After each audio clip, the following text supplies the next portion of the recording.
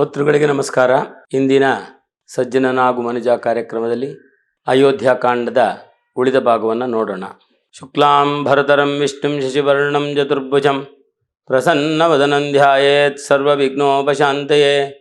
ಯಸ್ಯದ್ವಿರದವಕ್ತ್ರಾದ್ಯಾಃ ಪಾರಿಷದ್ಯಾ ಪರಿಶ್ರತಂ ವಿಘ್ನಂ ನಿಘ್ನಂತಿ ಸತತಂ ವಿಶ್ವಕ್ಸೇನಂ ತಮಾಶ್ರಯೇ. ರಾಮಾಯ ರಾಮಭದ್ರಾಯ ರಾಮಚಂದ್ರಾಯ ವೇದಸೆ ರಘುನಾಥಾಯ ನಾಥಾಯ ಸೀತಾಯ ಪತಯೇ ನಮಃ. ಮನೋಜವಂ ಮಾರುತತುಲ್ಯವೇಗಂ ಜಿತೇಂದ್ರಿಯಂ ಬುದ್ಧಿಮತಾಂ ವರಿಷ್ಠ ವಾದಾತ್ಮಜಂ ವಾನರಯೂತಮುಖ್ಯಂ ಶ್ರೀರಾಮದೂತಂ ಶಿರಸಾ ನಮಾಮಿ. ಹಿಂದೆ ಕೈಕೇಯಿ ರಾಮನನ್ನು ಕರೆದು ನಿನಗೆ ಪಟ್ಟಾಭಿಷೇಕವನ್ನು ನೇಮಿಸಿದಂತಹ ಅದೇ ಮುಹೂರ್ತದಲ್ಲಿ ಭರತನ ಪಟ್ಟಾಭಿಷೇಕವಾಗಬೇಕು, ಮತ್ತು ನೀನು 14 ವರ್ಷಗಳ ಕಾಲ ವನವಾಸಕ್ಕೆ ಹೋಗಬೇಕು ಅಂತ ಹೇಳಿದಾಗ, ಇದನ್ನು ಹೇಳೋಕ್ಕಾಗದೆ ಕಷ್ಟಪಟ್ಟು ನಿಮ್ಮಪ್ಪ ಕೂತ್ಕೊಂಡಿದ್ದಾರಪ್ಪ, ನನಗೆ ಕೊಟ್ಟಿರುವ ವರವನ್ನು ನಿನ್ನ ಹತ್ರ ಹೇಳಿದರೆ ಮಗನಿಗೆ ನಾನು ಅನ್ಯಾಯ ಮಾಡಿದಂಗೆ ಆಗುತ್ತೆ ಅನ್ನುವ ಒಂದು ಸಂಕೋಚದಲ್ಲಿ ನಿನಗೆ ಹೇಳಲಾರದೆ ಕೂತ್ಕೊಂಡಿದ್ದಾರೆ ಅಂತ ಹೇಳಿ ಕೈಕೇಯಿ ತಾನು ಜಾಣತನದಿಂದ ರಾಮನಿಗೆ ಹೇಳ್ತಾಳೆ. ಅದನ್ನು ಕೇಳಿದ ತಕ್ಷಣ ಇದನ್ನು ನಮ್ಮಪ್ಪ ಹೇಳಬೇಕೇ, ನೀನೇ ಹೇಳಿದ್ರೂ ಕೂಡ ನಾನು ಮಾಡ್ತಾ ಇರಲಿಲ್ವಾ, ಇಗೋ ಹೊರಟೆ ನಾನು ಅಂತ ಹೇಳಿ ಅಲ್ಲಿಂದ ರಾಮ ಹೊರಟು ಬರ್ತಾನೆ. ಹೊರಟು ಬಂದು ಕೌಸಲ್ಯೆಯನ್ನು ಕಾಣಕ್ಕೆ ಹೋಗ್ತಾನೆ. ಕೌಸಲ್ಯೆಯನ್ನು ಕಂಡು ಕೌಸಲ್ಯ ಬಹಳ ಉತ್ಸಾಹದಿಂದ ಇರ್ತಾಳೆ. ದೇವರ ಪೂಜಾ ವ್ರತ ಎಲ್ಲವನ್ನು ಮಾಡಿ ಮಗನಿಗೆ ಪುತ್ರ ಭೋಜನವನ್ನು ಮಾಡಿಸೋದಕ್ಕೆ, ಬಾರಪ್ಪ ಕೂತ್ಕೋ, ನಿನಗೆ ಅಯ್ಯ ರಾಮ ಕೂತ್ಕೋ ಭೋಜನ ಮಾಡ್ತೀಯಂತೆ ಅಂತ ಹೇಳಿ ಚಾಪೆಯನ್ನು ಹಾಕ್ತಾಳೆ, ಮಣೆಯನ್ನು ಹಾಕ್ತಾಳೆ, ಆಸನವನ್ನು ಕೊಡ್ತಾಳೆ. ಆ ಸಮಯದಲ್ಲಿ ಹೇಳ್ತಾನೆ, ಅಮ್ಮ ನಾನು ಈಗ ಗರ್ಭೆಯ ಮೇಲೆ ಕೂರುವ ಕಾಲ ಬಂದಿದೆ, ಕಾಡಿಗೆ ಹೋಗಬೇಕು ಅಂತ ಕೈಕೇಯಿ ಆಜ್ಞಾಪಿಸಿದ್ದಾಳೆ, ಇಂತಹ ಆಸನ ಮೇಲೆ ಕೂರುವಂತಿಲ್ಲ ನಾನು, ಹಾಗಾಗಿ ನಾನು 14 ವರ್ಷಗಳ ಕಾಲ ವನವಾಸಕ್ಕೆ ಹೋಗ್ತೇನೆ. ಇದೇ ಸಮಯದಲ್ಲಿ ಭರತನಿಗೆ ಪಟ್ಟಾಭಿಷೇಕವನ್ನು ಮಾಡಬೇಕು ಅಂತ ಹೇಳಿ ತಾಯಿ ಹೇಳಿದ್ದಾಳೆ. 14 ವರ್ಷಾಣಿ ವತ್ಸ್ಯಾಮಿ ವಿಜನೇ ಜನೆ ಕಂದಪೂಲ ಫಲೈರ್ಜೀವನ್ ಹಿತ್ವಾ ಮುನಿವದಾಮಿಷನ್ನೇ ಅಂತ ಹೇಳಿ ಮುನಿಗಳು ವಾಸಿಸುವಂತೆ 14 ವರ್ಷಗಳ ಕಾಲ ನಾನು ಅರಣ್ಯವಾಸಕ್ಕೆ ಹೋಗ್ತಾ ಇದ್ದೇನೆ. ಭರತಾಯ ಮಹಾರಾಜ ಯೌವರಾಜ್ಯಂ ಪ್ರಯಚ್ಛತಿ, ಭರತನಿಗೆ ಯುವರಾಜದ ಪಟ್ಟಾಭಿಷೇಕ ದೊರಕುತ್ತದೆ. ಮಾಂ ಪುನರ್ದಂಡಕಾರುಣ್ಯಂ ವಿವಾಸಯತಿ ತಾಪಸಂ, ತಪಸ್ವಿಗಳಂತೆ ನಾನು ದಂಡಕಾರುಣ್ಯದಲ್ಲಿ ವಾಸ ಮಾಡ್ತೇನೆ ಅಂತ ಹೇಳ್ತಾನೆ. ಅದನ್ನು ಕೇಳಿದ ತಾಯಿಗೆ ಕೌಸಲ್ಯಗೆ ಎದೆ ದಸಕ್ಕಂದು ಹೋಗುತ್ತೆ. ಅವಳು ಪ್ರಜ್ಞಾಹೀನಳಾಗ್ತಾಳೆ. ಅವನನ್ನು ಆ ತಾಯಿಯನ್ನು ನೀರು ಹಾಕಿ ಎಬ್ಬಿಸಿ ಚೈತನ್ಯವನ್ನು ಕೊಟ್ಟು ಅವಳು ಕರುಣೆಯಿಂದ ಕಣ್ಣೀರು ಹಾಕಿ ಹೇಳ್ತಾಳಂತೆ, ಯದಿ ಪುತ್ರನ ಜಾಯತೆ ಮಮ ಶೋಕಾಯ ರಾಘವ ನಸ್ತ ದುಃಖ ಮತೋ ಭೂಯಾಹ ಪಶ್ಯೇತ್ ಇಹಮಃ ಪ್ರಜಾಹ. ನಾನು ಈ ದಿವಸಗಳನ್ನು ನೋಡಬೇಕಾದ ಪರಿಸ್ಥಿತಿನೇ ಇರಲಿಲ್ಲ. ಒಂದು ವೇಳೆ ನನಗೆ ಮಗ ಇಲ್ಲ ಅಂತ ಇತ್ತು, ಆ ಪಾಯಸದ ದಶೆಯಿಂದ ನೀನು ಹುಟ್ಟಿದೆ ರಾಮ, ಅವತ್ತಿನಿಂದ ಇವತ್ತಿನವರೆಗೂ ದುಃಖ ನೋಡಿಕೊಂಡೇ ಬಂದಿದ್ದೀನಿ. ಒಂದು ವೇಳೆ ಮಗನೇ ಹುಟ್ಟಿದೇ ಇದ್ದಿದ್ರೆ ನಾನು ಮಗ ಹುಟ್ಟಲಿಲ್ಲ ಅನ್ನೋ ಒಂದು ದುಃಖದಲ್ಲಿ ಇರ್ತಿದ್ದೆ. ಈಗ ನೋಡು ಜೀವಂತವೆಲ್ಲ ನಾನು ಈ ದುಃಖದಲ್ಲೇ ಕಳೆಯೋ ಹಂಗೆ ಆಗೋಯ್ತಲ್ಲ ಅಂತ ಹೇಳಿ ಹೇಳ್ತಾಳೆ ತಾಯಿ. ನೀನು ರಾಮನನ್ನ ಕೇಳ್ತಾಳೆ, ಏನಕ್ಕೆ ಹೋಗಬೇಕು, ಅಂಥದ್ದು ಏನು ತಪ್ಪು ಮಾಡಿದೀಯ ನೀನು ಖಂಡಿತ ಅಡವಿಗೆ ಹೋಗಬೇಡ. ನಿನಗೆ ಅಷ್ಟು ಒಂದು ವೇಳೆ ಪಿತೃವಾಕ್ಯವನ್ನು ಪರಿಪಾಲನೆ ಮಾಡಬೇಕು ಅಂತ ಇದ್ರೆ ನೀನು ರಾಜ್ಯಾಭಿಷೇಕ ಬೇಡ, ನಿನಗೆ ನನ್ನ ಮಾತೃದೇವೋಭವ ಇದೆಯಲ್ಲಪ್ಪ, ನಿನ್ನ ಧರ್ಮ ಆಚರಣೆ ಮಾಡ್ತೀನಿ ಅಂತ ಹೇಳ್ತೀಯ. ಧರ್ಮವನ್ನು ಆಚರಿಸಬೇಕು, ಪಿತೃವಾಕ್ಯ ಪರಿಪಾಲನೆ ಮಾಡಬೇಕು ಅಂತ ತಾನೇ ನೀನು ಹೊರಟಿರೋದು. ಪಿತೃವಾಕ್ಯ ಪರಿಪಾಲನೆಯನ್ನು ಮಾಡುವುದಿರಲಿ, ಮೊದಲು ವೇದಗಳಲ್ಲಿ ಏನು ಹೇಳಿದೆ, ಮಾತೃದೇವೋಭವ ಪಿತೃದೇವೋಭವ, ಆಮೇಲೆ ಮೊದಲು ತಾಯಿ ಆಮೇಲೆ ತಂದೆ. ಹಾಗಾಗಿ ಇಲ್ಲೇ ಇದ್ದುಕೊಂಡು ನನ್ನ ಸೇವೆಯನ್ನು ನೀನು ಮಾಡು. 17 ವರ್ಷಾಣಿ ಜಾತಸ್ಯ ತವ ರಾಘವ ಅತೀತಾನಿ ಪ್ರಕಾಂಕ್ಷಾಂತ್ಯಾಂ ಮಯಾ ದುಃಖ ಪರೀಕ್ಷೆಯ. ಈ ನೀನು ಹುಟ್ಟಿದ ಆರಭ್ಯ ನಿನಗೆ ಉಪನಯನವಾಗಿ 17 ವರ್ಷವಾಯಿತು ಅಂತಾರೆ. 7 ವರ್ಷ 3 ತಿಂಗಳು ಅಷ್ಟಮಕ್ಕೆ ಅಂದರೆ ಗರ್ಭಾಷ್ಟಮಕ್ಕೆ ಉಪನಯನ ಮಾಡುವ ಪದ್ಧತಿ. ಗರ್ಭಾಷ್ಟಮ ಅಂದರೆ 7 ವರ್ಷ 3 ತಿಂಗಳು, 7 ವರ್ಷ 4 ತಿಂಗಳು ಆದಮೇಲೆ ಮಾಡ್ತಾರೆ. 7 ವರ್ಷದ ಹುಡುಗ ನೀನು ಉಪನಯನವಾದಾಗ ಅಲ್ಲಿಂದ ಇಲ್ಲಿಗೆ 17 ವರ್ಷವಾಯಿತು ಅಂದರೆ ಅವನಿಗೆ ಆವಾಗ 24 ವರ್ಷ. ವಾಲ್ಮೀಕಿ ರಾಮಾಯಣದಲ್ಲಿ ಬಹಳ ಕರೆಕ್ಟಾಗಿ ಯಾವ ವಯಸ್ಸಿಗೆ ಅವನು ವನವಾಸಕ್ಕೆ ಹೋಗುವ ಸಮಯ ಬಂತು ಅನ್ನೋದನ್ನು ಹೇಳಿದ್ದಾರೆ. ಅಂದರೆ ನೀವು ಈಗ ಲೆಕ್ಕ ಹಾಕ್ಕೊಳ್ಳಿ, 24 ವರ್ಷ ವನವಾಸಕ್ಕೆ ಹೋಗುವ ಸಮಯವಾದರೆ ಊನಷೋಡಶ ವರ್ಷ 14 ವರ್ಷವೂ 16 ವರ್ಷ ಆಗಿಲ್ಲ ಅಂತಾರೆ. ವಿಶ್ವಾಮಿತ್ರರ ಜೊತೆಯಲ್ಲಿ ಕಳಿಸಿದಾಗ ಆಗ ಅವರಿಗೆ 13 ವರ್ಷ. 13 ವರ್ಷದ ಬಾಲಕ ಹೋಗಿ ಮದುವೆ ಮಾಡಿಕೊಂಡು ಅಲ್ಲಿ ವಿಶ್ವಾಮಿತ್ರರ ಜೊತೆಯಲ್ಲಿ ಹೋಗಿ ಮದುವೆಯಾಗಿ ವಾಪಸ್ ಬಂದಾಗ ಅಲ್ಲಿಂದ 12 ವರ್ಷಗಳ ಕಾಲ ರಾಮ ಸೀತೆಯವರು ಸಂತೋಷವಾಗಿ ಜೀವನವನ್ನು ಕಳೆದರು ಅಂತ ಒಂದೇ ವಾಕ್ಯದಲ್ಲಿ ಮುಗಿಸಿದರು ಅಂತ ಹೇಳಿದೆ ವಾಲ್ಮೀಕಿಗಳು. ಸರಿಯಾಗಿ 24 ವರ್ಷಗಳ ಸಮಯ ಈಗ ಆಗಿದೆ. ಇಷ್ಟು ವರ್ಷ ನನ್ನ ಜೀವನದಲ್ಲಿ ನಾನು ಕಷ್ಟದಲ್ಲೇ ಕಳೆದನಲ್ಲಪ್ಪ ರಾಮ ಅಂತ ಹೇಳಿ ಕೌಸಲ್ಯೆ ಬಹಳ ಕಷ್ಟಪಟ್ಟು ಬಹಳ ದುಃಖದಿಂದ ನೀನು ಹೋಗಬೇಡ, ಮಾತೃದೇವೋ ಭವ, ನನ್ನನ್ನೇ ನೀನು ವನವಾಸಕ್ಕೆ ಹೋಗದೇ ಇದ್ದರೆ ನಾನು ಅದರಲ್ಲಿ ಯಾವುದೇ ತಪ್ಪನ್ನು ಕೂಡ ನಾನು ಕಾಣೋದಿಲ್ಲ, ಯಾವ ಕಾರಣಕ್ಕೂ ಕೂಡ ನೀನು ವನವಾಸಕ್ಕೆ ಹೋಗಬೇಡ, ಇಲ್ಲಿಯೇ ಇರು ಅನ್ನೋ ರೀತಿಯಲ್ಲಿ ಹೇಳ್ತಾಳೆ. ಏನು ಹೇಳಿದರೂ ಧರ್ಮವನ್ನು ಬಿಟ್ಟು ಹಿಂದೆ ನಡೆಯುವ ಪ್ರಶ್ನೆಯೇ ಇಲ್ಲ ಅಂತ ಹೇಳ್ತಾಳೆ. ಲಕ್ಷ್ಮಣ ಕೂಡ ಅವನಿಗೆ ಪೂರಕವಾಗಿಯೇ ಹೇಳ್ತಾನೆ, ಅಣ್ಣ, ಯಾವ ತಪ್ಪಿಗಾಗಿ ನೀನು ಕಾಡಿಗೆ ಹೋಗಬೇಕು? ನಾನು ಕಾಡಿಗೆ ರಾಮ ಹೋಗ್ತಕ್ಕಂಥದ್ದು ಅಣ್ಣನಾದವನು ದೊಡ್ಡವನನ್ನು ಬಿಟ್ಟು ಚಿಕ್ಕವನಿಗೆ ಭರತನಿಗೆ ರಾಜ್ಯಾಭಿಷೇಕ ಮಾಡತಕ್ಕಂಥ ಯಾವುದೇ ತಪ್ಪನ್ನು ಕೂಡ ನಾನು ಇಲ್ಲಿ ನೋಡ್ತಾ ಇಲ್ಲ. ಖಂಡಿತ ನಾನು ನಮ್ಮಪ್ಪನಾದರೂ ಸರಿ, ಯಾರೇ ಆದರೂ ಸರಿ, ಅನ್ಯಾಯವನ್ನು ಮಾಡುವವರ ವಿರುದ್ಧ ಈ ಬಾಣ, ಈ ಹೆಗಲಿನಲ್ಲಿ ಇರ್ತಕ್ಕಂತಹ ಈ ಬಿಲ್ಲು, ಈ ಖಡ್ಗ, ಇದೆಲ್ಲ ಸುಮ್ಮನೆ ವ್ಯರ್ಥ, ಒಂದು ಶೋಪೀಸ್ ಆಗಿ ನಾನು ಇಟ್ಕೊಂಡಿಲ್ಲ. ನೀನು ಹೇಳು, ಆಜ್ಞೆಯನ್ನು ಕೊಡು ಅಣ್ಣ, ಎಲ್ಲರನ್ನೂ ಕೂಡ ಮುಗಿಸಿಬಿಡ್ತೇನೆ ನಾನು ಅಂತ ಹೇಳ್ತಾನೆ. ಆದರೆ ರಾಮನೇ ಸಮಾಧಾನ ಮಾಡ್ತಾನೆ. ತಾಯಿಗೂ ಕೂಡ ಹೇಳ್ತಾನೆ, ಇಲ್ಲಮ್ಮ, ಇದು ನಮ್ಮ ಧರ್ಮ, ರಾಜ ಮೊದಲು, ಆಮೇಲೆ ತಂದೆ ಅವರು. ಆ ರಾಜನ ಆಜ್ಞೆಯನ್ನು ಮತ್ತು ಪಿತೃವಾಕ್ಯವನ್ನು ನಾನು ಪರಿಪಾಲನೆ ಮಾಡಬೇಕಾದ್ದೆ, ನಾನು ಹೋಗಬೇಕಾದ್ದೇನೆ, ನಾನು ಹೋಗ್ತೇನೆ ಅಂತ ಹೇಳಿ ರಾಮ ಹೇಳಿದಾಗ ತನಗೆ ತಡೆಯಲಾರದೆ ತಾಯಿ ಕೂಡ ಹೇಳ್ತಾಳೆ ಮತ್ತೊಮ್ಮೆ, ಧರ್ಮಜ್ಞ ಇತಿ ಧರ್ಮಿಷ್ಠೋ ಧರ್ಮಂ ಚರಿತುಮಿಚ್ಛಸಿ ಶುಶ್ರೂತ ಮಾಮಿವ ಹಸ್ತಸ್ವಂ ಚರಧರ್ಮ ಮನುತ್ತಮಂ. ನಿನ್ನ ಆ ಧರ್ಮವನ್ನು ನೀನು ನಡೆಸು, ನನ್ನ ಶುಶ್ರೂಷೆ ಮಾಡಿಕೊಂಡು ಕಾಲ ಕಳಿ. ಮೊದಲೇ ಹೇಳಿದಂತೆ ಮಾತೃದೇವೋಭವ ಕೆಲಸವನ್ನು ನೀನು ಮಾಡು ಅಂತ ಹೇಳಿದರೂ ಕೂಡ ಅವನು ಒಪ್ಪೋದಿಲ್ಲ. ಲಕ್ಷ್ಮಣ ಕೂಡ ಅಪ್ಪ, ಈ ಶಕ್ತಿ ಇರತಕ್ಕಂಥವ್ರು ಯಾರು? ನೀನು ಹೇಳಿದಂಗೆ ದೈವಬಲ ಇದ್ದಂಗೆ ಆಗಲಿ, ದೈವೇಚ್ಛೆ ಇದ್ದಂಗೆ ಆಗಲಿ ಅಂತ ನೀನು ಹೇಳಿದೆ. ಆ ದೈವೇಚ್ಛೆ ಇದ್ದಂಗೆ ಆಗಲಿ ಅಂತ ಯಾರೂ ಕೂಡ ಕೂತ್ಕೊಳ್ಳೋದಿಲ್ಲ. ಶಕ್ತಿ ಇರುವ ವೀರ ತನ್ನ ಶಕ್ತಿಯನ್ನು ತೋರಿಸಿ ಎಲ್ಲ ರೀತಿಯಲ್ಲಿಯೂ ಜಯಶಾಲಿಯಾಗುವ ಪ್ರಯತ್ನಗಳನ್ನು ಮಾಡ್ತಾನೆ. ನೀನು ರಾಜ ದಶರಥನನ್ನು ಅರೆಸ್ಟ್ ಮಾಡಿಬಿಡು. ತುಳಸಿ ರಾಮಾಯಣದಲ್ಲಿ ಲಕ್ಷ್ಮಣ ಹೇಳ್ತಾನೆ, ಈ ತೋಳುಗಳಿಗೆ ಅಲಂಕಾರವಲ್ಲ ಈ ಖಡ್ಗ, ನಿನಗೆ ಎಲ್ಲ ಶಕ್ತಿಯೂ ಇದೆ, ನೀನು ಧರ್ಮವನ್ನು ತಿಳಿದಿರುವೆ, ಅನ್ಯಾಯದಲ್ಲಿ ನಿನಗೆ ಭರತನಿಗೆ ಪಟ್ಟಾಭಿಷೇಕವನ್ನು ಮಾಡ್ತೀನಿ ಅಂತ ಹೇಳಿದ ಆ ತಂದೆಯನ್ನು ನೀನು ಜೈಲಿಗಟ್ಟಿಬಿಡು, ನೀನೇ ರಾಜನಾಗು ಸರಾಗವಾಗಿ.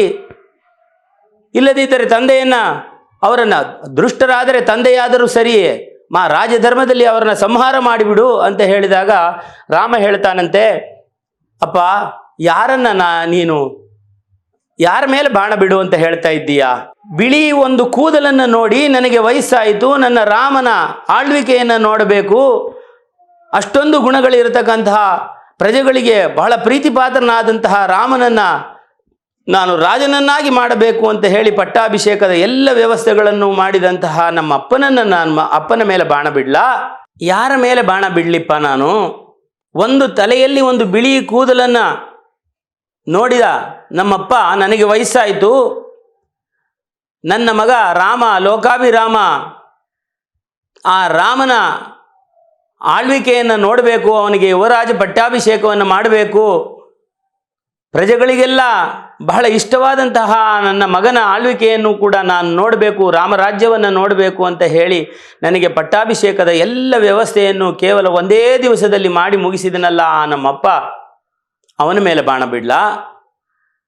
ನನ್ನ ಚಿಕ್ಕ ತಾಯಿ ರಾತ್ರಿ ನನಗೆ ನಿದ್ದೆ ಬರದೇ ಇದ್ದಾಗ ಅವಳ ಜೊತೆಯಲ್ಲಿ ನಾನು ಹೋಗಿ ಮಲಗ್ತಾ ಇದ್ದೆ. ನಮ್ಮಮ್ಮ ಕರ್ಕೊಂಡು ಹೋಗಿ, ಕೌಸಲ್ಯ ಕರ್ಕೊಂಡು ಹೋಗಿ, ಎಲೆ ಕೋಗಿಲೆ, ನಿನ್ನ ಚಿಕ್ಕ ಕೋಗಿಲೆ, ಮರಿ ಕೋಗಿಲೆ ಎದ್ದಿದೆ, ತಗೋ ಕರ್ಕೋ, ನಿನ್ನ ಕನಸನ್ನು ಕಂಡಿದೆ ಅಂತ ಹೇಳಿ ಅವಳ ಹತ್ರ ಕೊಟ್ಟು ಅವಳ ಪಕ್ಕದಲ್ಲಿ ಮಲಗ್ತಿದ್ನಲ್ಲ.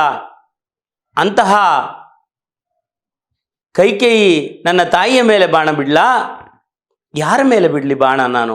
ಅಥವಾ ನನ್ನ ತಮ್ಮ ಭರತ, ಎಲ್ಲರಿಗಿಂತ ಪ್ರಿಯವಾದವನು, ನನ್ನನ್ನೇ ಪ್ರಾಣವಾಗಿ ಇಟ್ಕೊಂಡಿರ್ತಕ್ಕಂತಹ ಭರತನ ಮೇಲೆ ಬಿಡ್ಲಾ? ಪಾಪ ಏನನ್ನೂ ತಿಳಿಯದೆ ಅಲ್ಲಿ ಮಾವನ ಮನೆಯಲ್ಲಿ ಇರ್ತಕ್ಕಂಥವನು, ಅವನ ಮೇಲೆ ಬಿಡ್ಲಾ? ಯಾರ ಮೇಲೆ ಬಿಡಲೆ? ಇದೆಲ್ಲ ದೈವಾಧೀನ. ದೈವಕ್ಕೆ ಯಾವ ಸಮಯದಲ್ಲಿ ನಮ್ಮ ಕರ್ಮಗಳ ಫಲವನ್ನು ಕೊಡಬೇಕು ಅನಿಸುತ್ತೋ ಆ ಸಮಯದಲ್ಲಿ ಕೊಟ್ಟಾಗಲೇ ನಮಗಿದೆಲ್ಲರದ ಅರ್ಥವಾಗುತ್ತೆಪ್ಪ. ಅಲ್ಲಿಯವರೆಗೂ ಏನೂ ಅರ್ಥ ಆಗೋದಿಲ್ಲ. ದಯವಿಟ್ಟು ಈ ಮಾತನ್ನು ಬಿಡು, ನಾವು ವನವಾಸಕ್ಕೆ ಹೋಗುವುದೇ ಅಂತ ಹೇಳ್ತಾನೆ. ಆಗ ಲಕ್ಷ್ಮಣ, ಯಾವ ದೈವದ ಬಲ ಅಂತ ನೀನು ಹೇಳ್ತಾ ಇದ್ದೀಯೋ, ಧೈರ್ಯಶಾಲಿಯಾದವನು, ವಿಪ್ಲವೋ ವೀರ್ಯಬಾಹೋ ಯಸ್ಸ ಧನುವರ್ತತೆ ವೀರ ಸಂಭಾವಿತಾತ್ಮನೋ ನ ದೈವಂ ಪರ್ಯುಪಾಸತೆ. ಯಾವ ಶಕ್ತಿವಂತನಾದಂತಹ ಆ ವೀರ್ಯವಂತನಾದಂತಹ ಮನುಷ್ಯ ಇರ್ತಾನೋ ಅವನು ದೈವದ ಮೇಲೆ ಯಾವಾಗಲೂ ನಂಬಿಕೆ ಇಟ್ಟುಕೊಂಡು ದೈವದಿಂದ ಕೆಲಸ ಆಗುತ್ತೆ ಅಂತ ಕಾಯ್ಕೊಂಡು ಕೂರೋದಿಲ್ಲ. ದ್ರಕ್ಷ್ಯಂತಿ ತಸ್ಯ ದೈವಸ್ಯ ಪುರುಷಂ ಪುರುಷಸ್ಯ ಚ ದೈವಮಾನುಷಯೋರದ್ಯ ವಕ್ತಿರ್ಭವಿಷ್ಯತಿ. ಈ ದೈವರು ಮನುಷ್ಯದ ಮಧ್ಯದಲ್ಲಿ ನೀನು ನೋಡಿ ಈಗ ಯಾರು ಗೆಲ್ತಾರೆ ಅಂತ ಹೇಳಿ. ಯಾರು ನಿನ್ನ ಪಟ್ಟಾಭಿಷೇಕಕ್ಕೆ ವಿರುದ್ಧವಾಗಿ ವ್ಯವಸ್ಥೆಯನ್ನು ಮಾಡಿ ಅದನ್ನು ನೀನು ದೈವಾಧೀನ ಅಂತ ಹೇಳ್ಕೊಂಡು ಕೂತ್ಕೊಂಡಿದೆಯೋ ಆ ದೈವಕ್ಕೂ ಈ ಮನುಷ್ಯನಿಗೂ ಮಧ್ಯದಲ್ಲಿ ಈಗ ನಡೆದೇ ಹೋಗಲಿ, ಮುಂದೆ ಏನಾಗುತ್ತೆ ಅನ್ನೋದನ್ನು ನೀನೇ ನೋಡು ಅಂತ ಹೇಳಿದಾಗ ರಾಮ ಅವನನ್ನು ಸಮಾಧಾನಪಡಿಸ್ತಾನೆ. ಇದು ದೈವಚಿತ್ತ. ನೋಡಪ್ಪ, ಯಾವ ಕರ್ಮದಗಳ ಫಲದಿಂದ ನಮಗೆ ಎಲ್ಲ ಕಷ್ಟ ನಷ್ಟಗಳು ಸಂಭವಿಸ್ತದೋ ಅದು ಸಂಭವಿಸಿದಾಗಲೇ ನಮಗೆ ದೈವದ ಮಹತ್ವ ಅರ್ಥ ಆಗೋದು. ಇಲ್ಲದೇ ಇದ್ದರೆ ಒಂದು ನಿಮಿಷ ಆಲೋಚನೆ ಮಾಡಿ ನೋಡು. ಅಂತಹ ಪ್ರೀತಿ ಪಾತ್ರಳಾದಂತಹ ನನ್ನ ಚಿಕ್ಕ ತಾಯಿ, ನನ್ನನ್ನು ಯಾವಾಗಲೂ ಪಕ್ಕದಲ್ಲಿ ಮಲಗಿಸ್ಕೊಳ್ತಾ ಇದ್ದಂಥ ಅವಳು ಇಷ್ಟು ಕಠೋರವಾಗಿ ವರ್ತನೆ ಮಾಡೋದಕ್ಕೆ ಕಾರಣ ಏನು? ಇದು ದೈವಚಿತ್ತವಲ್ಲದೆ ಬೇರೆ ಏನೂ ಆಗಿರೋದಕ್ಕೆ ಸಾಧ್ಯವಿಲ್ಲ. ಹಾಗಾಗಿ ನಾವು ವ್ರತ ಮಾತನಾಡುವುದು ಪ್ರಯೋಜನವಿಲ್ಲ, ನಾವು ಕಾಡಿಗೆ ಹೋಗಲೇಬೇಕು ಅಂತ ಹೇಳಿ ಅವನು ತಮ್ಮನಿಗೆ ಸಮಾಧಾನ ಮಾಡಿ ಸೀತೆಯೇ ಇರತಕ್ಕಂತಹ ಜಾಗಕ್ಕೆ ಹೋಗ್ತಾನೆ. ಸೀತೆಗೂ ಹೇಳ್ತಾನೆ. ಸೀತೆ ಬಹಳ ಸಂಭ್ರಮದಿಂದಿರ್ತಾಳೆ. ನಾಳೆ ಇವತ್ತೇ ಪಟ್ಟಾಭಿಷೇಕ ಅಂತ ಹೇಳಿ ತಾನು ಹೋದಾಗ ಅವಳ ಮುಖವನ್ನು ನೋಡಿ ಬಹಳ ರಾಮನ ಮುಖದಲ್ಲಿ ಏನೂ ಗೊತ್ತಾಗೋದಿಲ್ಲ. ಅವಳು ಸಂತೋಷದಿಂದಿರುವುದನ್ನು ನೋಡಿ ಇನ್ನೂ ಬೇಸರ ಮಾಡಬಾರ್ದು ಅಂತ ಹೇಳಿ, ನಮಗೆ ಯಾವ ಪಟ್ಟಾಭಿಷೇಕವೂ ಆಗ್ತಾ ಇಲ್ಲ, ನಾವು ಕಾಡಿಗೆ ಹೊರಟಿದ್ದೇವೆ, ಹಾಗಾಗಿ ನೀನು ತಂದೆಯವರ ಸೇವೆ ಮಾಡಿಕೊಂಡು ಇಲ್ಲಿರು ಅಂತ ಹೇಳ್ತಾನೆ. ನಪಿತಾ ನಾತ್ಮಜೋ ವಾ ಆತ್ಮಾನ ಮಾತಾನ ಸುಖೀ ಜನಃ ಇಹ ಪ್ರೇತ್ಯ ಚ ನಾರೀಣಾಂ ಪ್ರತಿರೇಕೋ ಗತಿಸ್ತದ. ಯಾವಾಗಲೂ ಅಪ್ಪ ಅಲ್ಲ, ಅಮ್ಮ ಅಲ್ಲ, ನಮ್ಮ ಆತ್ಮಜನಗಳಲ್ಲ, ಬಂಧುಗಳಲ್ಲ, ಪತಿಯೇ ಪರದೈವ ಅಂತ ಹೇಳಿ ಅವಳು ಹೇಳ್ತಾಳೆ. ಒಂದು ವೇಳೆ ನೀನು ಕಾಡಿಗೆ ಹೋಗೋದಾದರೆ ಯದಿತ್ವಂ ಪ್ರಸ್ಥಿತೋ ದುರ್ಗಂ ವನಸ್ಯಧ್ಯೈವ ರಾಘವ, ಈಗಲೇ ನೀನು ಕಾಡಿಗೆ ಹೊರಟರೂ ಕೂಡ ಅಗ್ರತಸ್ಥೆ ಗನಿಷ್ಯಾಮಿ ಮೃದ್ನಂತಿ ಕುಶಕಂಟಕಾನ್, ನೀನು ಹೋಗುವ ದಾರಿಯಲ್ಲಿ ಇರುವ ಕಲ್ಲು ಮುಳ್ಳುಗಳನ್ನು ತುಳ್ಕೊಂಡು ನಾನು ಮುಂದೆ ಹೋಗ್ತೇನೆ, ನೀನು ಹಿಂದೆ ಬರಬೇಕು. ನಾನು ನಮ್ಮ ತಂದೆ ಹೇಳಿದ್ರಲ್ಲ, ಪ್ರತಿಚ್ಛ ಚೈನಾಂ ಭದ್ರಂತೆ, ನಿನ್ನ ಕೈನಲ್ಲಿ ಕೊಟ್ಟಿದ್ದೀನಪ್ಪ, ಇವಳು ನಿನ್ನ ಅನುಚರೆ, ನಿನ್ನ ಜೊತೆಯಲ್ಲಿ ಯಾವಾಗಲೂ ಇರತಕ್ಕಂತಹವಳು, ನೀನು ಹೇಳಿದಂತೆ ನಡೆಯುವವಳು ಅಂತ ಹೇಳಿ ನಮ್ಮ ಹಿಂದಿನ ಕಾಲದಲ್ಲಿ ಹೇಳೋರು ಈಗಲೂ ಹೇಳ್ತಾರೆ.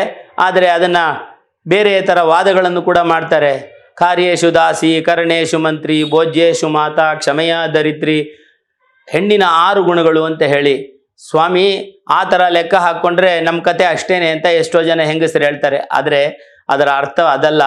ರಾಮನಂತ ಗಂಡ ಇದ್ದರೆ ಸೀತೆಯಂತ ಹೆಂಗಸು ಅದೇ ರೀತಿಯಲ್ಲಿ ನಡ್ಕೊಳ್ಬೇಕು. ಗಂಡನದು ಕೂಡ ತನ್ನ ಪಾಲಿದೆ. ಅಂತಹ ರಾಮನಿಗೆ ಇಂತಹ ಸೀತೆ. ನೀನು ಮುಂದೆ ನಡೆದರೆ ಮಾರ್ಗದಲ್ಲಿರುವ ಕಲ್ಲು ಮುಳ್ಳುಗಳನ್ನು ನಾನು ತುಳ್ಕೊಂಡು ಮುಂದೆ ಹೋಗ್ತೀನಿ, ನೀನು ಹಿಂದೆ ಬಾ ಅಂತ ಹೇಳಿ ಅವಳು ಕೂಡ ಏನೇ ಒಪ್ಪಿಸಿದರೂ ಕೂಡ ತಾನು ಒಪ್ಕೊಳ್ಳೋದಿಲ್ಲ. ಕಡೆಗೆ ರಾಮನಿಗೆ ಅವಳನ್ನು ಸೀತೆಯನ್ನು ಕರ್ಕೊಂಡು ಹೋಗುವಂಥ ಸನ್ನಿವೇಶ. ರಾಮ, ಸೀತೆ ಮತ್ತು ಲಕ್ಷ್ಮಣ ಎಲ್ಲರೂ ಕೂಡ ದಶರಥನ ಆಶೀರ್ವಾದ ಪಡೆಯೋದಕ್ಕೆ ಬರ್ತಾರೆ. ದಶರಥನ ಆಶೀರ್ವಾದವನ್ನು ಪಡೀತಾರೆ. ದಶರಥನಿಗೆ ಒಂದೇ ಕೆಲಸ, ಯಾವಾಗ ರಾಮ ಬರ್ತಾನೆ ಅವನು ನೋಡೋಕ್ಕಾಗದೆ ಕಷ್ಟಪಟ್ಟು ಪ್ರಜ್ಞಾಹೀನನಾಗಿ ಬೀಳೋದು, ಅವನು ಮೂರ್ಛಿತನಾಗಿ ಬೀಳ್ತಾನೆ. ಮತ್ತೆ ಎಬ್ಬರಿಸ್ತಾರೆ. ಮತ್ತೆ ಅವರಿಗೆ ಹೇಳಿ ನಾನು ಹೊರಡ್ತಾ ಇದ್ದೀನಿ ಅಂದರೆ, ರಾಮ ಹೇಗಾದರೂ ಮಾಡಿ ಇವತ್ತೊಂದು ರಾತ್ರಿ ಇಲ್ಲಿ ಇದ್ದುಬಿಡಪ್ಪ, ಬೆಳಿಗ್ಗೆ ಹೊತ್ತಿಗೆ ಕೈಕೇಯಿ ಮನಸ್ಸೇನಾದರೂ ಬದಲಾವಣೆ ಆಗುತ್ತೋ ಅನ್ನೋ ಆಸೆಯನ್ನು ತೋರಿಸ್ತಾನೆ. ಅಂದರೆ ಮಗ ರಾಮನನ್ನು ಬಿಟ್ಟು ಒಂದು ಕ್ಷಣವೂ ಇರಲಾರದಂತಹ ದಶರಥನ ಪರಿಸ್ಥಿತಿ ಏನಿರಬೇಕು ಅಂತ ನೀವು ಊಹೆ ಮಾಡಿಕೊಳ್ಬೇಕು. ಈ ಅಯೋಧ್ಯ ಕಾಂಡವನ್ನು ನೋಡಬೇಕಾದ್ರೆ ಅದರಲ್ಲೂ ಈ ದಶರಥನ ಕಷ್ಟಪಡೋದು ಮತ್ತು ರಾಮ ಕಣ್ಣಿನಲ್ಲಿ ನೀರು ಬರ್ತದೆ. ನಾವು ಏಕಾಂತದಲ್ಲಿ ಕೂತು ಓದಬೇಕೇ ಹೊರತು ಅದನ್ನು ಅನುಭವಿಸಬೇಕಾಗ್ತದೆ. ಹಾಗಾಗಿ ಬಹಳ ಕಷ್ಟಪಟ್ಟು ರಾಮ ಅಲ್ಲಿಂದ ಅಪ್ಪನ ಆಶೀರ್ವಾದವನ್ನು ತಗೊಂಡು ಲಕ್ಷ್ಮಣನಿಗೆ ಹೇಳ್ತಾನಂತೆ, ನೋಡಪ್ಪ ಹೋಗಿ ವಲ್ಕಲವನ್ನು ಉಟ್ಕೊಳ್ಳೋಣ, ನಾವು ನಾರಿಮಡಿಯನ್ನು, ಇರತಕ್ಕಂತಹ ಎಲ್ಲ ನಮ್ಮ ಸಂಪತ್ತೇನಿದೆ ಅದನ್ನೆಲ್ಲ ದಾನ ಮಾಡಿಬಿಡೋಣ, ಹೋಗಿ ಎಲ್ಲವನ್ನು ಜಮಾವಣೆ ಮಾಡು ಅಂತ ಹೇಳಿ. ನೋಡಿ, ಇದರಲ್ಲಿ ಒಂದನ್ನು ನಾವು ಇಲ್ಲಿ ಅರ್ಥ ಮಾಡಿಕೊಳ್ಬೇಕಾದ್ದಿದೆ. ಎಂಥ ಕಷ್ಟ ಬಂದರೂ ರಾಮನ ಮುಖದಲ್ಲಿ ಭಾವನೆ ಕೂಡ ಬದಲಾವಣೆ ಆಗೋದಿಲ್ಲ. ಕಾಡಿಗೆ ಹೋಗು ಅಂತ ಹೇಳಿದ ಸಮಯದಲ್ಲೂ ಕೂಡ ತಟಸ್ಥನಾಗಿ ಯಾವುದೇ ಭಾವನೆಗಳ ಬದಲಾವಣೆ ಇಲ್ಲದೆ ಸಂತೋಷವಾಗಿ ಒಪ್ಕೊಳ್ತಾನೆ. ತಾಯಿ ಮೂರ್ಛಿತಳಾಗಿ ಪಾಶದಿಂದ ಕಟ್ಟಿ ಹಾಕುವ ಸಮಯದಲ್ಲಿಯೂ ಕೂಡ ತಾಯಿಗೂ ಸಮಾಧಾನ ಮಾಡಿ, ಲಕ್ಷ್ಮಣನ ರೋಷದ ಸಮಯದಲ್ಲಿ ಅವನ ರೋಷವನ್ನೂ ಸಮಾಧಾನಪಡಿಸಿ, ಸೀತೆ ವಿಲಪಿಸಿದಾಗ ಅವಳನ್ನೂ ಸಮಾಧಾನಪಡಿಸಿ, ತನ್ನ ದೃಢ ನಿಶ್ಚಯವನ್ನು ಕರ್ಮಗತಿಯಲ್ಲಿ ನಮಗೆ ಏನೇನಾಗಬೇಕೋ ಅದೆಲ್ಲ ಆಗಲಿ ಅಂತ ಹೇಳಿ ತಾನು ರಾಮ ವರ್ತನೆ ಮಾಡ್ತಾನೆ.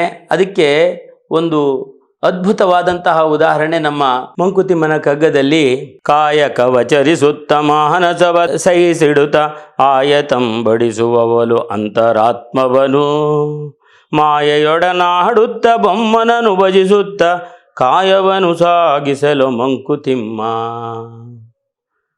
ಸದ್ಯೋತನಂತೆ ಬಿಡದೊಳಗೆ ಧರ್ಮವ ಧರಿಸು, ವಿದ್ಯುಲ್ಲತೆಯ ತೆರದಿ ತೇಜಗಳ ಸೂಸು, ಗೆದ್ದುದೇನೆಂಬುದನ್ನು ಕೇಳದೆ ನಿನ್ನ ಕೈ ಮೀರಿದೊಡೆ, ಸದ್ದು ಮಾಡದೆ ಮುಡುಗು ಮಂಕುತಿಮ್ಮ. ಸದ್ಯೋಜಾತನಂತೆ ಅಂದರೆ ಸೂರ್ಯನಂತೆ ನಾವು ಕಷ್ಟದ ಸಮಯಗಳಲ್ಲಿ ಮನಸ್ಸು ಯಾವ ರೀತಿ ಇರಬೇಕು ಮತ್ತು ನಮ್ಮ ಜೀವನದ ನಡೆ ಯಾವ ರೀತಿ ಇರಬೇಕು ಅನ್ನೋದನ್ನು ನಮ್ಮ ಗುಂಡಪ್ಪನವರು ಅದ್ಭುತವಾಗಿ ವರ್ಣಿಸಿದ್ದಾರೆ.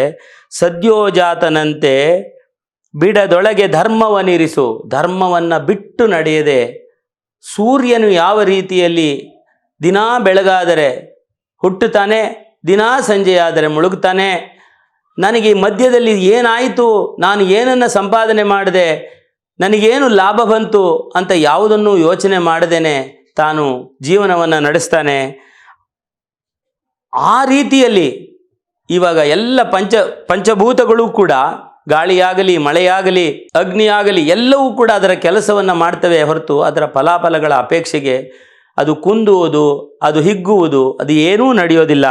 ಭೀಷಾವಾತ್ವಾತಪ್ಪವತೆ ಭೀಷೋದೇತಿ ಸೂರ್ಯ ಭೀಷಾದಿಂದ್ರಶ್ಚಾಗ್ನಿಶ್ಚ ಭ್ರೀಷಾತ್ ಮೃತ್ಯುರ್ಧಾವತಿ ಪಂಚಮಯಿತಿ ಅಂತ ಹೇಳಿ ಯಾವ ರೀತಿಯಲ್ಲಿ ಗಾಳಿ, ಮಳೆ, ಬಿಸಿಲು ಎಲ್ಲವೂ ಕೂಡ ತಮ್ಮ ಕೆಲಸಗಳನ್ನು ಕುಗ್ಗದೆಲೆ, ಹಿಗ್ಗದೆಲೆ, ನನಗೇನು ಲಾಭ ಬಂತು ಅಂತ ಆಲೋಚನೆ ಮಾಡದೆ ಯಾವ ರೀತಿ ನಡೀತವೋ ಅದೇ ರೀತಿಯಲ್ಲಿ ನಾವು ಕಷ್ಟಕಾಲಗಳಲ್ಲಿಯೂ ಕೂಡ ಭಗವಂತನನ್ನು, ಬೊಮ್ಮನನು ಭಜಿಸುತ್ತಲಿ, ಗೆದ್ದುದೇನೆಂಬುದನ್ನು ಕೇಳದೆ ನಿನ್ನ ಕೈ ಮೀರಿದರೆ ಸದ್ದು ಮಾಡದೆ ಮುಡುಗು ಮಂಕುತಿಮ್ಮ. ಆ ಪರಬ್ರಹ್ಮನನ್ನು ಭಜಿಸಿಕೊಂಡು ಏನೇ ಬರಲಿ ಪರಮಾತ್ಮ ನಿನ್ನ ದಯ ಒಂದು ಇರಲಿ ಅಂತ ಹೇಳಿಕೊಂಡು ನಾವು ಮುಂದೆ ಸಾಗಬೇಕು ಅಂತ ಹೇಳಿ DVಜಿಯವರು ಆಜ್ಞೆ ಮಾಡಿದ್ದಾರೆ. ಇದೇ ರೀತಿಯಲ್ಲಿ ಶ್ರೀರಾಮಚಂದ್ರ ಇದಕ್ಕೆ ಸರಿಯಾದ ಉದಾಹರಣೆ, ಇದಕ್ಕೆಲ್ಲ ಮೀರಿದ ಉದಾಹರಣೆ, ಸರಿಯಾದ ಉದಾಹರಣೆ ಅಂತ ಹೇಳಬಾರದು. ರಾಮ ಶ್ರೀಮನ್ನಾರಾಯಣ ಪರಮಪುರುಷ, ಅವನಿಗೆ ಎಲ್ಲ ಗೊತ್ತಿತ್ತು. ಎಲ್ಲರ ಸಲಹೆಗಳನ್ನು ತೆಗೆದುಕೊಂಡು ದಶರಥನ ಭಿನ್ನತಿಯನ್ನು ಕೂಡ ತಾನು ಒಪ್ಪದೆ ತಾಯಿಯ ಆಜ್ಞೆಯಂತೆ ವನವಾಸಕ್ಕೆ ಹೊರಟಿದ್ದಾನೆ. ತಮ್ಮನಲ್ಲಿ ಆಜ್ಞೆ ಮಾಡಿದ್ದಾನೆ, ಎಲ್ಲ ವಸ್ತುಗಳನ್ನು ತೆಗೆದುಕೊಂಡು ಬಾ ಅಂತ ಹೇಳಿ ಅವನು ಎಲ್ಲ ವಸ್ತುಗಳನ್ನು ತಂದರು. ವಸಿಷ್ಠ ವಾಮದೇವರಲ್ಲಿ ಮತ್ತು ಸಿದ್ಧಾರ್ಥ ಎಲ್ಲ ಋಷಿ ಮುನಿಗಳಲ್ಲಿ ತನ್ನಲ್ಲಿರುವ ಆಸ್ತಿಗಳನ್ನು ಅವರವರ ಯೋಗ್ಯತೆಗನುಸಾರವಾಗಿ ದಾನವನ್ನು ಮಾಡ್ತಾನೆ. ಇಲ್ಲಿ ಗಮನಿಸಿ, ಮೊದಲನೆಯ ಆಘಾತ ರಾಜ್ಯಾಭಿಷೇಕ ಇಲ್ಲ ಅಂತ, ಎರಡನೆಯದು ಕಾಡಿಗೆ ಹೋಗು ವಲ್ಕಲವನ್ನು ಧರಿಸಿ ಅಂತ, ಇಂಥ ಪರಿಸ್ಥಿತಿಯಲ್ಲಿಯೂ ಮೂರನೆಯದು ದಶರಥ ಗೋಳಿಡ್ತಾನೆ, ತಾಯಿ ಗೋಳಿಡ್ತಾಳೆ, ಸುಮಿತ್ರೆ ಹೇಳಿ ಕಳಿಸ್ತಾಳೆ. ಇಂತಹ ಸಮಯದಲ್ಲಿ ರಾಮ ಎಲ್ಲವನ್ನೂ ಕೂಡ ನಾವು ಕಾಡಿಗೆ ಹೋದ ಮೇಲೆ ನಮಗೇನು ಪದಾರ್ಥಗಳು ಇಟ್ಕೊಂಡು ಏನಾಗಬೇಕು, ಯಾವ ವೈಭೋಗ ನಮಗೇಕೆ ಬೇಕು ಅನ್ನುವ ದೃಷ್ಟಿಯಲ್ಲಿ ಎಲ್ಲವನ್ನೂ ಕೂಡ ದಾನ ಮಾಡ್ತಾನೆ. ಆ ದಾನ ಮಾಡುವ ಸಮಯದಲ್ಲಿ ಲಕ್ಷ್ಮಣ ಎಲ್ಲ ಸಾಮಾನುಗಳನ್ನು ತೆಗೆದುಕೊಂಡು ಬರ್ತಾನೆ. ಸೀತೆ ಕೂಡ ತನ್ನಲ್ಲಿ ಇರ್ತಕ್ಕಂಥ ಎಲ್ಲ ವಸ್ತ್ರಗಳನ್ನು ದಾನ ಮಾಡ್ತಾಳಂತೆ. ದಾನ ಮಾಡುವ ಸಮಯದಲ್ಲಿ ಒಬ್ಬ ತ್ರಿಜಟ ಅನ್ನತಕ್ಕಂತಹ ಒಬ್ಬ ಬ್ರಾಹ್ಮಣ ಮುನಿ, ಬ್ರಾಹ್ಮಣ ಶಿಷ್ಟಾಚಾರ ಇರತಕ್ಕಂಥ ಬ್ರಾಹ್ಮಣ, ಬಡತನ, ಮಕ್ಕಳುಗಳು ತುಂಬ ಇರ್ತಾರೆ, ಅವನಿಗೆ ವಯಸ್ಸಾಗಿದೆ. ಅವನು ಕಾಡಿನಲ್ಲಿ ಜಮೀನಿನಲ್ಲಿ ಕೆಲಸ ಮಾಡ್ತಾ ಇರ್ತಾನೆ.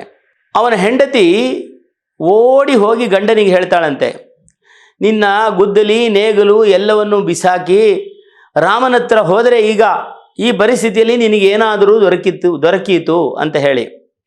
ಆ ತ್ರಿಜಟ ಓಡಿ ಬರ್ತಾನಂತೆ. ಹರಿದು ಹೋಗಿರುವ ಪಂಚೆ, ಆ ಅರಮನೆಯಲ್ಲಿ ಕೂತ್ಕೊಂಡು ಅವನು ಒಂದರಾದ್ಮೇಲೆ ಒಂದು ಕೋಣೆಗಳಿರ್ತಾವಲ್ಲ, ಆ ಥರ 5ನೇ ಕೋಣೆಯಲ್ಲಿ ಇರ್ತಾನಂತೆ ರಾಮ.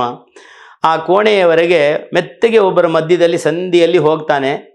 ಅದನ್ನು ರಾಮ ಗಮನಿಸಿ ಕೇಳ್ತಾನೆ, ಏನಪ್ಪ, ಏನು ಬ್ರಾಹ್ಮಣರೇ, ಏನಾಗಬೇಕು ಅಂತ ಹೇಳಿ.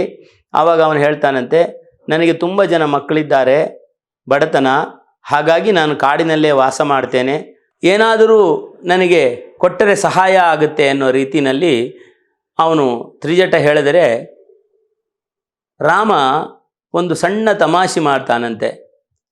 ತಮಾಷೆ ಅಂದರೆ ನೋಡಿ, ಅಂತಹ ಸಮಯದಲ್ಲಿಯೂ ಕೂಡ ವಿನೋದ. ಆ ತ್ರಿಜಟನಿಗೆ ಹೇಳ್ತಾನಂತೆ, ವಯಸ್ಸಾದ ಮುದುಕ, ನೀನು ಒಂದು ಕೆಲಸ ಮಾಡಿ ತ್ರಿಜಟವರೇ, ನಿನ್ನ ಕೈಯಿನಲ್ಲಿದೆಯಲ್ಲ ಕೋಲು ಉರ್ಕೊಂಡು ಯಾವುದು ಬಂದಿದ್ದೀರಿ, ಅದನ್ನು ಬೀಸಿ ಎಷ್ಟು ದೂರ ಎಸಿತೀರೋ ಅಷ್ಟು ದೂರಕ್ಕೆ ನನ್ನಲ್ಲಿ ಸಹಸ್ರಾರು ಗೋವುಗಳಿದೆ, ನಾನು ಇನ್ನೂ ದಾನ ಕೊಟ್ಟಿಲ್ಲ, ಎಲ್ಲಿಯವರೆಗೂ ನಿನ್ನ ಕೋಲು ಹೋಗಿ ಬೀಳ್ತದೋ ಅಲ್ಲಿಯವರೆಗೂ ಗೋವುಗಳನ್ನು ನಿನಗೆ ಕೊಡ್ತೇನೆ ಅಂತ ಹೇಳಿ ರಾಮ ಹೇಳ್ತಾನಂತೆ. ಆ ಸಮಯದಲ್ಲಿ ಆ ತ್ರಿಜಟ ತನ್ನ ಸೊಂಟಕ್ಕೆ ಬಟ್ಟೆಯನ್ನು ಬಿಗಿದು ತನ್ನ ಕೈಯಲ್ಲಿ, ಅವನಿಗೆ ಯೌವನ ಬಂದು ಬಿಡ್ತದೆ, ತನ್ನ ಕೈಯಲ್ಲಿರತಕ್ಕಂತಹ ದಂಡವನ್ನು ಸರಯೂ ನದಿಯ ಇನ್ನೊಂದು ತೀರದವರೆಗೆ ಎಸಿತಾನಂತೆ. ಅಲ್ಲಿಯವರೆಗೂ ಇದ್ದಂಥ ಎಲ್ಲ ಗೋವುಗಳನ್ನು ಅವನ ಆಶ್ರಮಕ್ಕೆ ಅಟ್ಟಿಬಿಡ್ತಾನೆ ರಾಮ ಅಂತ ಹೇಳಿ ಹೇಳ್ತಾರೆ. ಮತ್ತೆ ತ್ರಿಜಟನನ್ನು ಕರೆದು, ದಯವಿಟ್ಟು ಬೇಸರ ಮಾಡ್ಕೋಬೇಡಿ, ನಾನಿನ್ನು ನಿಮ್ಮನ್ನು ತಮಾಷೆ ಮಾಡಲಿಲ್ಲ, ನಿಮ್ಮಲ್ಲಿ ಆ ತೇಜಸ್ಸು ನನಗೆ ಕಾಣಿಸ್ತು, ಆದ್ದರಿಂದ ನಾನು ಈ ಪ್ರಶ್ನೆಯನ್ನು ಕೇಳಿದೆ, ನೀವು ಒಳ್ಳೆಯ ಕೆಲಸವನ್ನೇ ಮಾಡಿದ್ದೀರಿ, ಎಲ್ಲ ಗೋವುಗಳು ನಿಮ್ಮದೇನೆ, ಹೋಗಿ ಬನ್ನಿ ಅಂತ ಹೇಳಿ ಕಳಿಸಿಕೊಡ್ತಾನಂತೆ. ಅಲ್ಲಿಂದ ದಶರಥ ಸುಮಂತ್ರನಿಗೆ ಇವ್ರನ್ನ ಕರ್ಕೊಂಡು ಹೋಗಿ ಬಿಟ್ಟು ಬಾ ಅಂತ ಹೇಳ್ತಾರೆ. ಸುಮಂತ್ರನ ಜೊತೆಯಲ್ಲಿ ಇವರು ಕಾಡಿಗೆ ಪ್ರಸ್ತಾಪ ಮಾಡೋದಕ್ಕೆ ರಾಮ, ಲಕ್ಷ್ಮಣ ಮತ್ತು ಸೀತೆ ದಶರಥನಿಗೆ ನಮಸ್ಕರಿಸಿ ಅಲ್ಲಿಂದ ಹೊರಡ್ತಾರೆ. ಅಲ್ಲಿಂದ ಹೊರಟರೆ ಊರಿನ ಜನಗಳೆಲ್ಲ ನಾವು ಜೊತೆಯಲ್ಲಿ ಬರ್ತೀವಿ ಅಂತ ಹಿಂಬಾಲಿಸ್ತಾರೆ. ಅವರಿಗೆ ರಾಮ ಹೋಗುವುದೇ ಇಷ್ಟ ಇಲ್ಲ. ಎಲ್ಲ ಹೆಂಗಸರುಗಳು ಆಗ ತಾನೇ ಹುಟ್ಟಿದ ಮಗುವನ್ನು ಈ ಅನಿಷ್ಟಕ್ಕೆ ನಾನು ಹಾಲು ಕುಡಿಸ್ಬೇಕಲ್ಲ, ರಾಮ ಕಾಡಿಗೆ ಹೋಗುವ ದಿವಸ ಹುಟ್ಟಿದಾನಲ್ಲ ಇವನು ಅಂತ ಹೇಳಿ ಸಂಕಟ ಪಡ್ತಾ ಇದ್ಲಂತೆ. ಆಗ ತಾನು ಹುಟ್ಟಿದ ಮಗುವನ್ನು ಕುರಿತು ತಾಯಂದಿರು ಹೇಳ್ತಾ ಇದ್ರಂತೆ. ಅಷ್ಟು ಪ್ರತಿಯೊಬ್ಬರಿಗೂ ಪ್ರೀತಿಪಾತ್ರನಾದಂತಹ ರಾಮ, ಆ ರಾಮ ಹೊರಟು ಹೋಗುವುದನ್ನು ಎರಕಲ್ಲೂ ತಡ್ಕೊಳ್ಳೋದಕ್ಕಾಗೋದಿಲ್ಲ. ನಿನ್ನನ್ನು ಕಾಡಿಗೆ ಕಳಿಸಿದಳು ಕೈಕೇಯಿ, ಇನ್ನು ನಮ್ಮ ಪರಿಸ್ಥಿತಿ ಹೇಗಿರಬೇಕು, ಈ ಅಯೋಧ್ಯಾಪುರಿಯಲ್ಲಿ ನಾವು ನಿಮ್ಮ ಜೊತೆಯಲ್ಲಿ ಬಂದ್ಬಿಡ್ತೀವಿ ಅಂತ ಹೇಳಿ ಎಲ್ಲರೂ ರಾಮನ ಹಿಂದೆಗಡೆಯಲ್ಲೇ ಹೋಗ್ತಾರೆ ಸುಮಾರು ದೂರ. ರಾಮ ಎಷ್ಟು ಸಮಾಧಾನ ಮಾಡಿದರೂ ಕೂಡ ಅವರು ಹಿಂದೆ ಹೋಗುವುದಕ್ಕೆ ತಯಾರೇ ಇಲ್ಲ. ಹಾಗಾಗಿ ಒಂದಷ್ಟು ದೂರ ಹೋಗಿ ರಾಮ ಒಂದು ಜಾಗದಲ್ಲಿ ವಿಶ್ರಾಮ ಮಾಡ್ತಾನಂತೆ. ಎಲ್ಲರಿಗೂ ಸುಸ್ತಾಗಿತ್ತು, ಸಂಜೆ ಆಗಿತ್ತು. ಎಲ್ಲರೂ ಅಲ್ಲೇ ತಂಗಿದರು. ಎಲ್ಲರಿಗೂ ನಿದ್ದೆ ಬಂತಂತೆ. ನಿದ್ದೆ ಬಂದರೆ ರಾಮ ಏನು ಮಾಡ್ದ, ಬೆಳಿಗ್ಗೆ ಬೇಗ ಎದ್ದುಬಿಟ್ಟು ಸುಮಂತ್ರನಿಗೆ, ಅಯ್ಯ ನೀನು ರಥವನ್ನು ಹೂಡು, ನಾವು ಬಂದು ಕೂತ್ಕೊಳ್ತೀವಿ, ನೀನು ಒಂದು ಕೆಲಸ ಮಾಡು. ಅವರು ಇವಾಗ ಪ್ರಯಾಣ ಮಾಡ್ತಾ ಇರೋದು ದಕ್ಷಿಣ ದಿಕ್ಕಿಗೆ. ರಥವನ್ನು ಹೂಡಿ ಒಂದಷ್ಟು ದೂರ ಉತ್ತರ ದಿಕ್ಕಿಗೆ ವಾಪಸ್ ಅಯೋಧ್ಯೆಗೆ ಹೋಗಿದ್ದಾನೋ ಅಂತ ಅಂದ್ಕೊಳ್ಬೇಕು. ಆ ರೀತಿ ಉತ್ತರ ದಿಕ್ಕಿಗೆ ನೀನು ರಥವನ್ನು ತೆಗೆದುಕೊಂಡು ಹೋಗಿ ಆಮೇಲೆ ಬಾ, ನಾವು ರಥವನ್ನು ಹೇರಿ ಈ ಕಡೆಗೆ ನಮ್ಮ ಗಂಗಾ ನದಿಯ ತೀರದ ಕಡೆಗೆ ಹೊರಟೋಗೋಣ ಅಂತ ಹೇಳಿದಾಗ ಸುಮಂತ್ರನು ಕೂಡ ಎದ್ದು